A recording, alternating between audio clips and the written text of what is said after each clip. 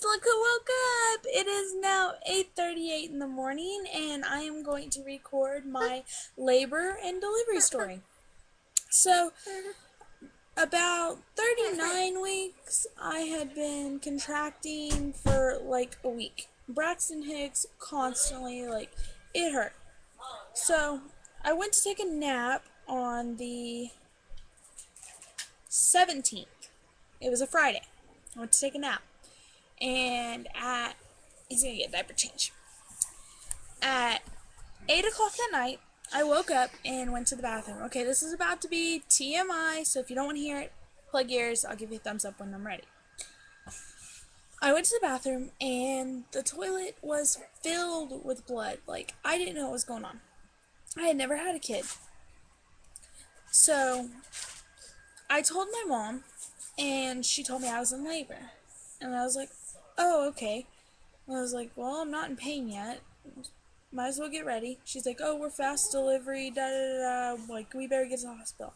I wanted to wait until the last possible minute to go. I didn't want to go. But we went ahead and went. Got to the hospital, went to triage. They confirmed that my water broke, and I, in fact, was in labor. And there was blood all over the floor. Like, it was bad. So, they moved me to a delivery room, and I was in labor for 5 hours, and then I got an epidural. Well, the thing about the epidural was I told anybody not to let me get one. I did not want pain medication because I didn't want it going to the baby. I didn't want any of it to get to him. Like, I wanted a all-natural labor. I didn't want Pitocin, but they already started me on that. Like, I didn't want anything to do with any pain meds. Well, when I first got there, I was in no pain whatsoever. 5 hours later, I was dying. Like, literally crying. My back broke. My back was in pain because when I was 13, I had a drum set dropped on me, and it hurt my back. We're not sure what's wrong. They can't find anything, but my back hurts every now and then. But when I was in labor, it hurt bad. Like, I'm talking, I was crying bad. And I understand that labor hurts. That's part of it. But it hurt twice what it should, they said. So I cried and cried and cried and screamed and told everybody I was gonna become a lesbian because I was done with men. And I got my boy back. Say hi. Oh my god, really? Awkward camera screening. So his dad just went to the bedroom to get diapers out of his little dresser, and there was one on the couch. Under the wipes. Under the wipes. Okay, so where was I? I'll just start back off at 5 hours. So I'm crying. I look over to his dad and said, I have to get an epidural. I can't do this. I need the epidural. So he's like, okay. He called in the nurse, told the nurse, like, I was zoning out. I passed out from the pain twice or 3 times. Like, there's a lot of it I don't remember. I know that my mom called her friend Sonia, and they came up there at like 1 in the morning, and her daughter was having a sleepover with one of her friends, so they brought their friend up to the hospital. That made me feel really good. So they came up there, and she gave me this really awesome wind chime we have. It's got silver teddy bears. I'll show it in one of the videos when we get it back. Like I said, we moved from a different town, so it's in boxes and just blah. And a magazine. She brought me a magazine, and I was in too much pain to read, so I was like, you know what? I'm sorry. She's like, hold your fingers like this to Jay, and told me to squeeze them. I was like, I can't squeeze anything, and I almost broke the bed rail. Like, it hurt so bad.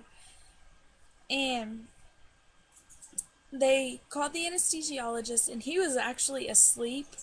So they had to wake him up and get him to come up to the hospital and give me the epidural. Well, they told me it would be about 30 minutes because he lives about 30 minutes away. Well, I guess they explained to him I was in a lot of pain, and he got there in 15 minutes. He's like, I sped the whole way. I'm here. Are you okay? I was like, yeah. And he's like, we're going to do this. And he's like, yeah. He goes, okay, well, let me get my stuff. And they had already started prepping me before, so I was almost fully prepped, so he's like, okay, cool. And he gave me the epidural, and instant relief. I really, really, really didn't want to get it. Like, It went against everything I said the whole pregnancy. Like, I did not want an epidural. Ended up getting it. Oh well. I mean, what can I do now? So then is about, I was in labor for a full 7 hours, so maybe it was about 6 hours into labor I got the epidural, because also before the epidural I had stalled at 8 centimeters dilated, and I stalled for over an hour, like no progress whatsoever, and they were starting to get worried. Got the epidural, I was fine, I sped through. Well, once I had him, it actually was bad, because all I heard was I need a nurse stat. And I was so worried. Nobody would tell me anything. Nobody would tell his dad anything. And his dad could actually see what was going on. He was blue. Like, they said he was unresponsive. And that scared the bejeebas out of me. I used a new word. Bejeebas. But anyways, that scared me so, so bad. And his dad's got candy. And I was like, oh, candy. So, after that happened, they're like, we're going to go ahead and let you keep him in your room after we get him off the warmer, after they bathed him. So I held him forever. Like, I didn't want to put him down because I was afraid if I put him down, something bad would happen. And then finally, I let him go to sleep by himself and put him down, and everything was good. Well, she came back in and told me he was too cold. Well, my parents came up there to see me, and my mom's like, put him under the blankets. I was like, okay.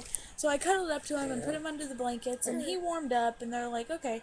Well, the next day, he had lost back down to, sorry guys. He had lost back down to his birth weight. You're not going back to sleep. It's almost 9 o'clock. You're crazy. Sorry. But he had lost almost back down to his birth weight, and they're like, well, if he loses any more, we're going to have to take him to the nursery and put him on formula. And I was like, no, like, he's fine. I was breastfeeding, by the way.